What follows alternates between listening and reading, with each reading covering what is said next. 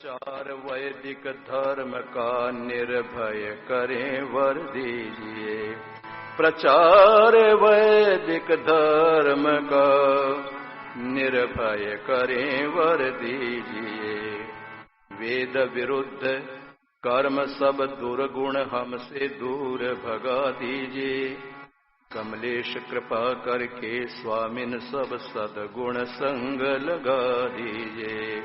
कमलेश कृपा करके स्वामिन सब सद्गुण संग लगा दीजिए।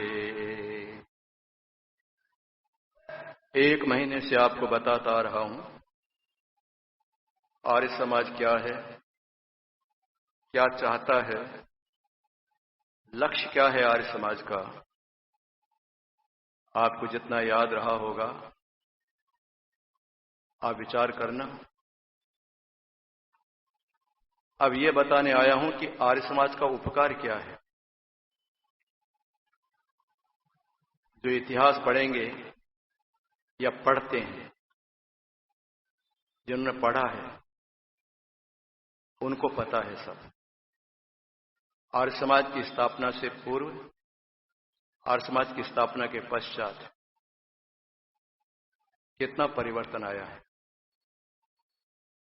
आज मैं आपको ये बता रहा हूं।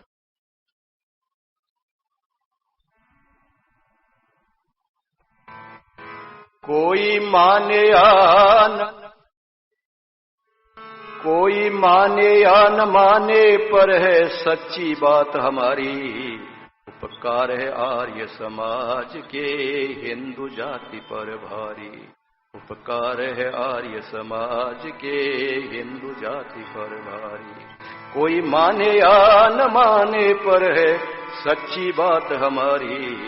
उपकार है आर्य समाज के हिंदू जाति पर भारी। उपकार है आर्य समाज के हिंदू जाति पर भारी। घोर अंधकार भारत में छा चुका था। छिप चुके थे किरणियां पर वेद रूप रब की। आंधी की भांति ईसाई और मुसलमान रहे थे उखाड़ जड़ हिंदू मजहब की। दीनहीन हो चुकी थी हिंदू जाति, पढ़कर देख लो इतिहास बात तब की। चोटी और जनेऊ का नामो निशान मिट जाता ये होता न आर्य समाज तो सुन्नत होती सबकी। होता आर्य समाज न सुन्नत होती सबकी। ये आर्य समाज न होता तो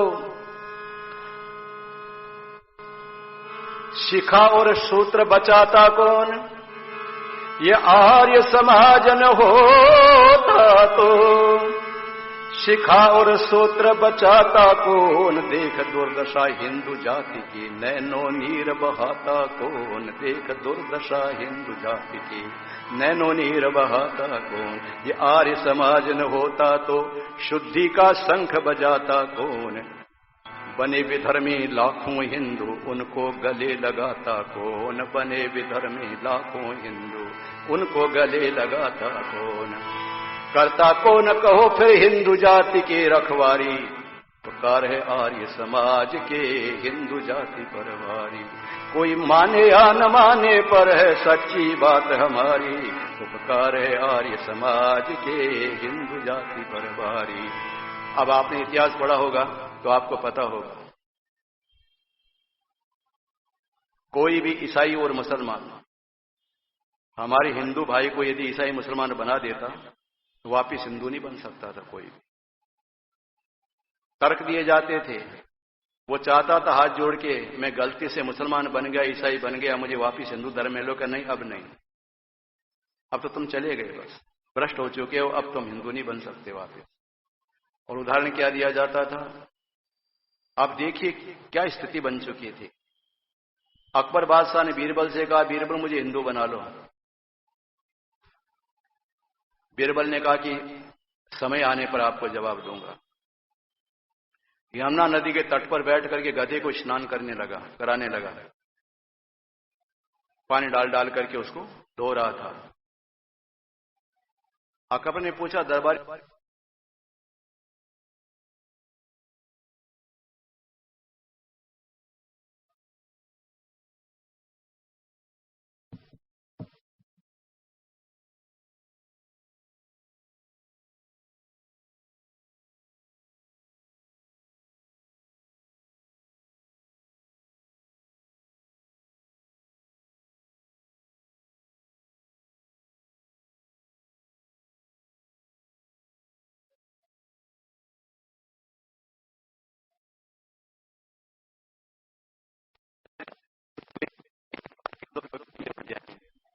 आप पढ़ो इतिहास स्वामी श्रद्धानंद का, पढ़ो इतिहास अमर शहीद लेखराम का। उन्होंने कितना बड़ा काम किया था, प्राण की आहुति दी,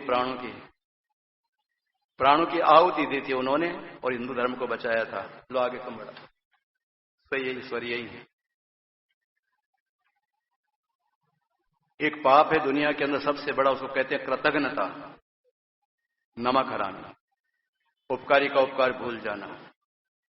आज वो पाप हो रहा है। जिनके लिए आर्य समाज ने बलिदान दिए, प्राण न्यौछावर किए, उनको ही लोग आज बुरा बता रहे हैं। कहते हैं हमारे खंडन करते हैं, हमारे शास्त्रों के विरुद्ध बोलते हैं। तुम्हारा शास्त्र है कहां जो विरुद्ध बोले? शास्त्र हो तो विरण्य बोले, है कहां तुम्हारे पास शास्त्र? ये पोंगापंथी की किताब में तुम्हारा शास्त्र है क्या? ये शास्त्र तो कहते हैं दर्शनों को। 4 वेद 6 शास्त्र का नाम सुनते हो नहीं सुनते हो कभी आप? ऋग्वेद, यजुर्वेद, सामवेद, अथर्ववेद, ये वेद कहलाते हैं। फिर सांख्य दर्शन, योग दर्शन, वैशेषिक दर्शन, मीमांसा दर्शन, ये शास्त्र कहलाते हैं। 6 शास्त्र। वैशेषिक दर्शन होता है, मीमांसा दर्शन होता है, योग दर्शन होता है, ये सांख्य दर्शन होता है।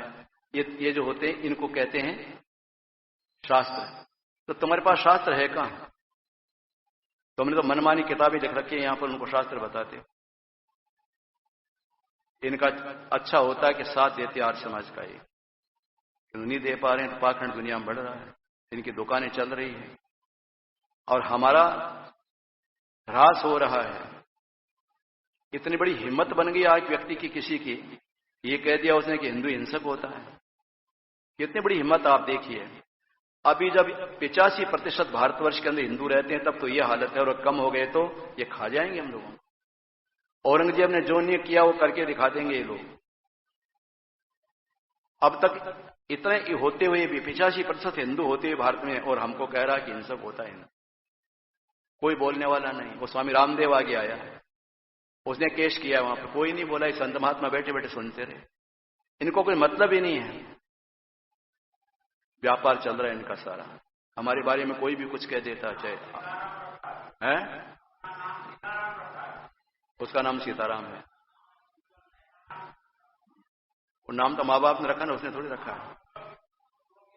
नाम रखा है माँ बाप ने, उसने नहीं रखा खुद ने अपना नाम। उस नाम से क्या होने वाला है? आप देखिए आज स्थिति हमारी ये है कि इतने होते, बहुसंख्यक होते भी हमको कोई भी कुछ कह सकता है, और हमारे धर्मगुरु बैठे बैठे देख रहे हैं, कोई बोल ही नहीं। जैसे ही उसने हिंदू शब्द का तो आग लग जाना चाहता देश के अंदर, तो कोई नहीं बोला है। स्वामी रामदेव सामने आया है, उसने टीवी पर बहुत फटकारा उसको और केस कर दिया कि उसको। तो उस समय की जरा स्थिति याद करिए आप, जब ऋषिदान धरती पर नहीं आए थे, उस समय क्या हालत रहेगी। चू चू का मुरब्बा बना हुआ था, ये अलग अलग भागों में बटा हुआ था, संगठित नहीं था। आज भी नहीं है, ये होने नहीं देते नहीं ये लोग। ये संगठित कहां होने देते हैं? तुम राधा स्वामी हो, तुम निरंकारी हो, तुम स्वामीनारायण हो, तुम गायत्री परिवार वाले हो, तुम ये स्वाध्याय परिवार वाले हो, अलग अलग बांट दिया सारों को। और इन लोगों को इतनी अकल नहीं है कि हम क्यों जा रहे हैं इनके अंदर, समझ जरूरत क्या है इनकी, क्या मतलब हम लोगों को? इनको कोई मतलब नहीं है। वहां जाने से हमारे को धन ज्यादा मिलेगा। जो राधा स्वामी बन जाता है उसका धंधा बहुत अच्छा चलता है।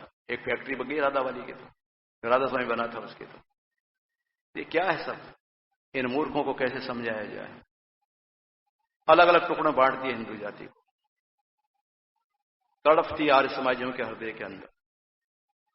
जब ये मुसलमान हिंदुओं को मुसलमान बनाते थे, ये सारे के सारे बैठे बैठे देखते रहते थे, किसी ने कुछ भी नहीं कहा। इतिहास पढ़ करके देखना आप, मैं अपनी वैसे नहीं बोल रहा हूं, प्रमाण से बोल रहा हूं। जब पता लगा कि हिंदुओं को मुसलमान बनाया जाता है, लेखराम उस समय बाहर से प्रचार करके आए हुए थे। थाली परोस करके रख दी पत्नी ने सामने, भोजन करो। इतने में एक आदमी आया, उन्होंने कहा कि पंडित जी, उस गांव के अंदर मुसलमान हिंदुओं को मुसलमान बना रहे हैं कि अच्छा, थाली छोड़ दी, खड़े हो गए। पत्नी ने कहा कि बेटा बीमार है, इसकी दवाई करा के जाइए आप।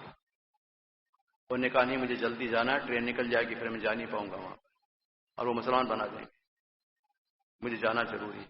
रोटी छोड़ दी, बेटे को छोड़ दिया, चल पड़ा वहां पर। इतिहास लिखता है वो ट्रेन उस वहां रुकती नहीं थी, तो अपने शरीर के ऊपर रजाई बांधी उन्होंने और कूद गए चलती ट्रेन के ऊपर से।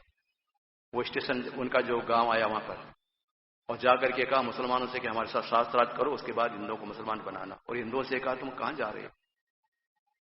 क्या राम और कृष्ण तुम्हारी शक्ति नहीं रही है? तुम्हारे देव देवता कमजोर हो गए हैं? दहाड़ करके उन्होंने कहा था, सबको बचा लिया।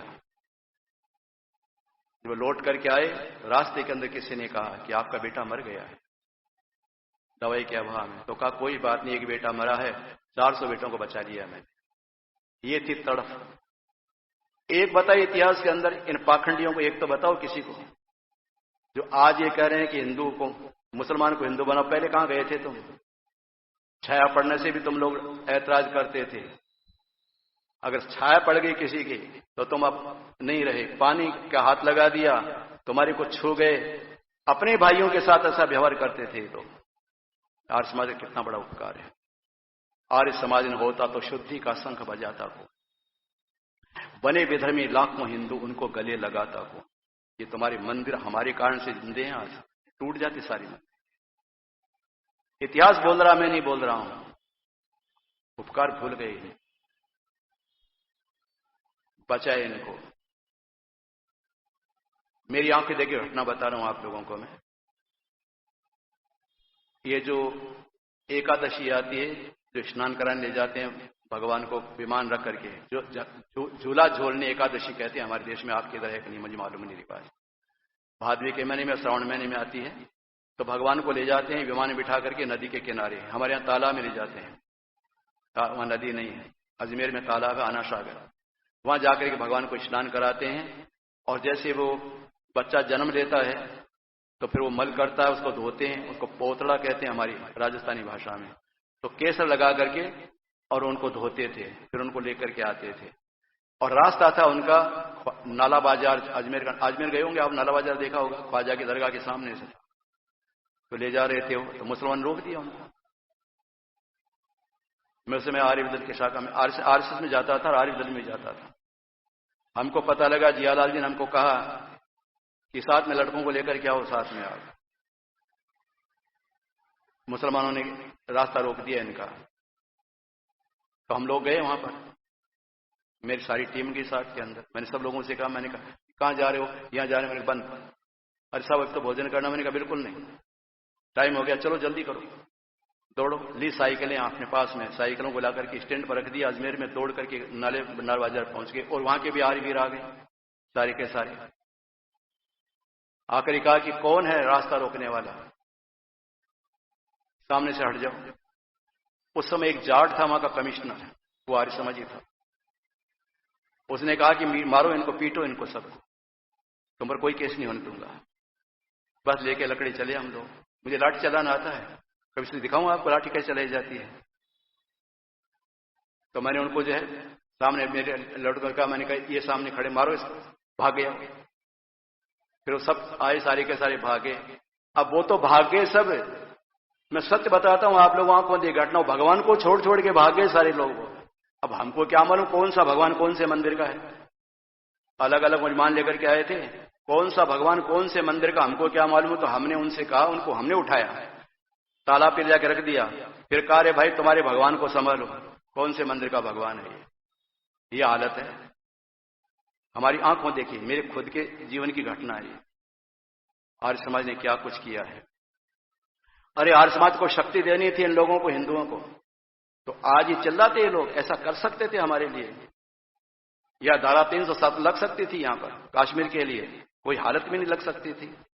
गलत हाथों के अंदर शासन की बागडोर आ गई। उसमें दुर्भाग्य से सरदार पटेल के हाथ में आती, अगर वो बन जाता प्रधानमंत्री तो हमारे देश की दुर्दशा नहीं होती। ये सिरदर्द बन गया, फोड़ा बन गया, कैंसर बन गया, अब तक परेशान कर रहा है। और अब भी कहां चेते हैं लोग। अगर हमारी बहुमत आ गई तो घोषणा की है मोदी जी ने कि 370 धाराओं खत्म करूंगा मैं, मगर ये करें जब इनको 370 से मतलब नहीं है। हिंदू ही चाहता है कि हिंदू रहे चाहे न रहे, हमारी कुर्सी सलामत रहे। ये आज हालत हो रही है, फिर भी हिंदुओं की अकल नहीं आ रही, फिर इनको वोट देते हैं और वही हमारे विरोध में खड़े हो रहे हैं। आप जरा विचार कीजिए कहां खड़े हम लोग। तो आर्य समाज ने काम किया था। चोटी और जनेऊ जो आज गले में देखी जाती है, ये आर्य समाज की मेहरबानी। उस समय का इतिहास पढ़ करके देखो, पता नहीं कितने लोगों को मुसलमान बना दिया इन लोगों ने, और हमने हिंदू बनाया वापिस। आपको पता गांधी जी का बेटा मोतीलाल गांधी बन गया था, मुसलमान बन गया था। आपको मालूम इतिहास पढ़ा आपने? जब वो गया मुसलमान बन गया तो जामा मस्जिद के अंदर भाषण दिया उसने, मोतीलाल ने, गांधी ने, और खड़े होकर कहा दुर्भाग्य से इस बार हिंदू मां के गर्भ से मैं पैदा हुआ, अब अल्लाह मुझ पर रहम करे, आगे मुसलमान मां के गर्भ से मैं पैदा होकर के और इस्लाम का प्रचार करूं। तो आर्य समाज ने कहा काबे में कुफ्र हो गया है। उन मौलवियों से कहा तुम तो पुनर्जन्म को मानते ही नहीं हो, पुनर्जन्म होता ही नहीं है, और ये कह रहा है कि अगले माँ के मुसलमान के जाओ तो पुनर्जन्म होता ही नहीं, कैसे माने। अब मौलाना चुप हो गए, सारी शर्त हो गई उनके ऊपर, और ताली बजाई आर्य समाजियों ने कि क्या बोल रहा है ये सारा। कितनी बड़ी ताकत थी आर्य समाज की उस समय। उसको स्वामी श्रद्धानंद ने शुद्ध किया, उसको मुस्लिम लड़की के साथ शादी करी थी उसने। तो जब घर आया वो, तो उनकी माता ने आशीर्वाद दिया कि बेटा बहुत अच्छा किया तूने, घर लौट आया वापिस। तो कि स्वामी श्रद्धानंद की कृपा से वापिस में आया हूं। उसको समझाया, छोड़ दिया इस्लाम। उसने कहा ये बेटा क्या है कि मैं बनिया हूं, ब्याज सहित आया हूं वापिस, एक और को साथ में लेकर के आया हूं, मतलब मुसलमान की और को साथ में लेकर के आया हूं। ये इतिहास बोल रहा है। एक का तो नाम बता दूं, जितने शंकराचार्य थे, जितने मठाधीश बैठे हुए थे, जितने गुरु बैठे हुए थे, एक का नाम बता दो जिसने ऐसा कोई काम करके दिखाया हो। ये आर्य समाज का कमाल है। आर्य समाज न होता तो पाखंड का गढ़ धाता कौन। आर्य समाज न होता तो पाखंड का गढ़ धाता कौन। क्रूर कुचाली दगाबाजियों के दिल को दहलाता कौन। आर्य समाज न होता तो परम पवित्र पुरातन वेद धर्म का ज्ञान कराता कौन। मत पंथों के फंदों से मानव को कहो छुड़ाता कौन। मत पंथों के फंदों से मानव को कहो छुड़ाता कौन। वेद विरुद्ध मतों की इसने ही सब पोल उघारी। वेद विरुद्ध मत पंथों की इसने ही पोल उघारी। उपकार है आर्य समाज के हिंदू जाति पर भारी। कोई माने या न माने, कोई माने या न माने, पर है सच्ची बात हमारी। उपकार है आर्य समाज के हिंदू जाति पर भारी। मुझको 55 वर्ष पहले वाला जीवन याद आ रहा है। उस समय जब मैंने गीत देखा था उसमें गाया करता था, दहाड़ दहाड़ कर गाया करता था मैं, और मैं विषयांतर नहीं करता। अब हो गया एक महीना आपको आर्य समाज के बारे में बताता आ रहा हूं ना आपको। बीच के अंदर कुछ और कोई प्रसंग नहीं आया। आप इस भजन उपदेश को बुला करके बिठाइए, कभी भजन आप भगवान का गाएगा, तो दयानंद का गा देगा, फिर कुछ का गा देगा, हो गया वो भजन। आप भी सुन लिया और वो भी, दोनों एक जैसे। अरे एक पर बता, एक पर बोल करके बता, एक दिन एक सप्ताह बोल करके बता। लग में एक तड़फ होती है मेरे मन के अंदर, एक तड़फ से लेखनी उठती है। लिखता था, रात को गाकर बताता था। गांव गांव के अंदर जा जा करके मैंने प्रचार किया था। वो दिन मुझे याद आ रहे हैं। जब बोलता हूं, आजकल भजन उपदेश ही कर रहा हूं मैं आपके यहां, तो पुरानी बातें याद आ रही सारी की। जब ये लिखा थी पंक्तियां मैंने, तब कुछ और स्थिति थी उस समय, लोगों को बताया करता था। आज वो स्थिति नहीं है। पाखंड बढ़ता गया, अब भी बढ़ रहा है, कि वो साथ नहीं दे रहा है कोई, जितना होना चाहिए उतना। वो तड़प लगन नहीं रही। आज आर्य समझ में नहीं है, ढीले डाले उनको कोई मतलब ही नहीं है। पहले साथ देते थे लोग बात, कहते चलो हम तुम्हारे साथ हैं। आज वो बात भी देखने को नहीं मिलती। लगन तड़प होनी चाहिए। हिंदू जागता है तो पिट करके जागता है। जब मार पड़ेगी इसके ऊपर वापिस फिर आंख खुलेगी इसकी, फिर दयानंद याद आएगा। ऐसे महर्षि स्वामी दयानंद सरस्वती महाराज के उपकारों को भूला हुआ हिंदू इस समय। फिर सुन लो इन बात को। आर्य समाज नहीं होता तो पाखंड का गढ़ ढाता कौन। ये पाखंड फैलाने वाले पाखंड कैसे मिटाते हैं। आर्य समाज न होता तो पाखंड का गढ़ ढाता कौन, क्रूर पुचाली दगाबाजियों के दिल को दहलाता कौन। परम पवित्र पुरातन वेद धर्म का ज्ञान कराता कौन, मत पंथों के फंदों से मानव को कहो छुड़ाता कौन, मत पंथों के फंदों से मानव को कहो छुड़ाता कौन। वेद विरुद्ध मतों के इसने ही सब फूल उघारी, वेद विरुद्ध मत पंथों की इसने ही पोल उघारी। उपकार है आर्य समाज के हिंदू जाति पर भारी, उपकार है आर्य समाज के हिंदू जाति पर भारी। और हम लोगों के पास क्या होता है, एक होता आशु कवि होता है, तत्काल कविता बना देता है। एक आशु ज्ञान होता है, इसको ऊहा कहते हैं संस्कृत के अंदर। दो व्यक्ति बैठे बैठे चर्चा कर रहे थे, इस्लाम धर्म और हिंदू धर्म। ये दोनों धर्म नहीं है, ये मत है, न हिंदू मत है और इस्लाम मत है, धर्म तो वैदिक है। चर्चा कर रहे हैं दोनों आपस में, हमारा धर्म अच्छा, हमारा धर्म अच्छा। अब जवाब ठीक से नहीं मिल रहा। एक आर्य समाजी बैठा था, वो सुन रहा था। एक आदमी ने तर्क दिया, क्या विशेषता तुम्हारे अंदर? अब कोई जवाब नहीं दे रहा, पढ़ते नहीं है ना, जब पढ़े तो पता लगेगा ना।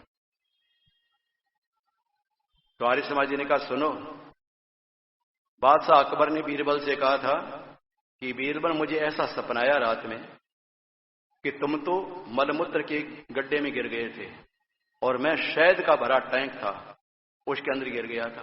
गुजरात में मत कहते ना, आप माँ की कहते हो, उसके टैंक में गिर गया था। बीरबल ने कहा, हुजूर मुझे भी यही सपना आया था रात को, मैं भी मलमूत्र के गड्ढे में गिर गया था और आप शहद के टैंक में। बीरबल अकबर बहुत खुश हुआ, अच्छा तुमको ऐसा सपना आया? मुझे ऐसा सपना आया। जहां बना उसके बाद क्या हुआ कि बस कुछ नहीं, सपना इतना है कि मुझे आगे और आया कि क्या आया कि मैं तुझे आपको चाटने लगे, आप मुझे चाटने लगे। क्या कहा? सपने के अंदर मैं आपको चाटने लगे, आप मुझे चाटने लग गया। तो अरे अरे अरे अरे क्या ऐसे कोई सपने आया करते हैं? ऐसी ऐसी बातें कहते थे लोग बाग। उस समय कोई जवाब नहीं मिलता था इन लोगों के सामने। हम लोगों ने उनके मुंह बंद कर दिए, बोल नहीं सकते हमारे सामने, कोई मतपंथ वाला नहीं बोल सकता हमारे सामने। अध्ययन है हमको सब, इतना स्वाध्याय व्यक्तियों का होना चाहिए, इतनी हिम्मत लोगों के अंदर होनी चाहिए, तब जाकर के ये मान्यताएं आगे बढ़ती है। आर्य समाज ने बड़े काम करके दिखाए सारे में, बातों ने नहीं। आर्य समाज आज भी, आर्य समाज अपनी शक्ति सामर्थ्य के अनुसार कार्य कर रहा है, लोगों के मानस परिवर्तन लाने का प्रयास कर रहा है, किंतु कम हो रहा है। मेरे जमाने में जब मैं वैजनोपदेश करता था, उन जमाने की जो तड़प देखी जाती है लोगों के हृदय में, आज वो तड़प देखने को नहीं मिलती है। कि नहीं लोगों के अंदर? मैं उत्तर भारत में जाता हूं तो है लोगों को आज भी तड़प। मेरी पुस्तकें जाती है, मेरे पास फोन आते हैं, ये पुस्तकें और भेजो, उनके पास परिवर्तन आ गया, देखो पौराणिक हमारे यहाँ संपर्क में आ गए हैं, आर्य समाज सदस्य बन गए हैं, ये पुस्तकें और भेजो। इस प्रकार से फोन आते रहते हैं। मद्रास से फोन आया था, यहाँ से, चेन्नई से, यहाँ से, और दूसरे जो आंध्र प्रदेश से, यहां से फोन आते हैं, और पुस्तकें सब जगह गई थी हमारी। तो काम तो हो रहा है। और भी कई पुस्तकें जाती है, हमारी सरल भाषा में लिखी हुई पुस्तकें लोगों को जल्दी समझ में आ जाती है। तो जो गति होनी चाहिए काम की, वो धीमी है थोड़ी। मैं निराश नहीं हूं, किंतु उत्साहित नहीं हूं, संतोष नहीं है मुझे, और होना चाहिए ज्यादा कार्य। अब इस उम्र के अंदर धीरे से शरीर ढीला होता चला जा रहा है। अब कंठ तो बराबर काम करे, आवाज में वही बुलंदगी है मेरी जो पहले थी उतनी की होती। आंख वही काम कर रही है, दांत वही काम कर रहे हैं, शरीर वही काम कर रहा है, थोड़ी शरीर में शीतलता आई है बस, और कुछ नहीं हुआ। बाकी वो का वही मेरे जीवन के अंदर है, कुछ भी नहीं होता, परिवर्तन कोई नहीं है। भगवान से प्रार्थना करता हूं ये शरीर शक्तिमान बना रहे, मरना तो एक दिन, छोड़ना तो है शरीर। दयानंद का काम करते करते संसार से जाऊं, चारपाई पर पढ़ करके इंजेक्शन ठुकवाऊं, गुलकोचर में ऐसा जीवन नहीं चाहता।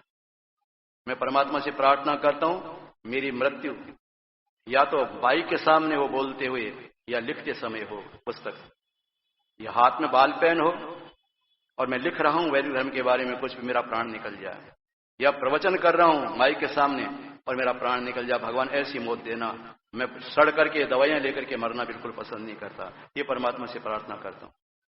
ऐसी तड़प आप लोगों के अंदर भी जाग जाए तो कितना बड़ा काम हो सकता है। थोड़ा सा मैंने उपकार बताया आज आर्य समाज का, कल सावत को आगे बढ़ाऊंगा। आज कम क्यों आए लोग? क्या वो पानी वाला जो आपको पिलाते थे, क्या वो अच्छा नहीं लगा क्या लोगों को? कल पिलाया था ना पानी आप लोगों को, वो आया ना, तो आज संख्या कम हो गई आपकी। मैं समझता हूँ कल रविवार था इसलिए आगे थे लोग, रविवार था इसलिए आगे थे कल, कोई बात नहीं, चलो जो आए पियो। किंतु ये बातें भी याद रखो, लोगों को सुनाओ कि आर्य समाज को समझने का प्रयास करो। आर्य समाज तन मन धन से आपकी सेवा में लगा हुआ है। गाय की रक्षा में, गंगा की रक्षा में, गीता की रक्षा में, तुम्हारे मंदिर की रक्षा के अंदर, तुम्हारे धर्म की रक्षा के अंदर आर्य समाज कुर्बानी देता है। इसको समझने का प्रयास करो। आर्य समाज तुम्हारा शत्रु नहीं, आर्य समाज तुम्हारा परम मित्र है, तुम्हारा हितैषी है, और उसी कारण तुम अब तक जिंदे हो, नहीं मर जाते अब तक। आगे बताएंगे आपको आर्य समाज के उपकार, सुनते रहो, लोगों को बताते रहो। समय हो गया, वाणी को ही विराम देता हूं। ओम शम। ओम द्यहु शांतिरंतरिक्षं शांति पृथ्वी शांतिरापः शांतिरोषधय शांति वनस्पतय शांतिर्विश्वे देवाः शांतिर्ब्रह्म शांति सर्वं शांति शांतिरेव शांति सामा शांतिरेधि। ओम शांति शांति शांति। सब बहन भाइयों को सादर नमस्कार।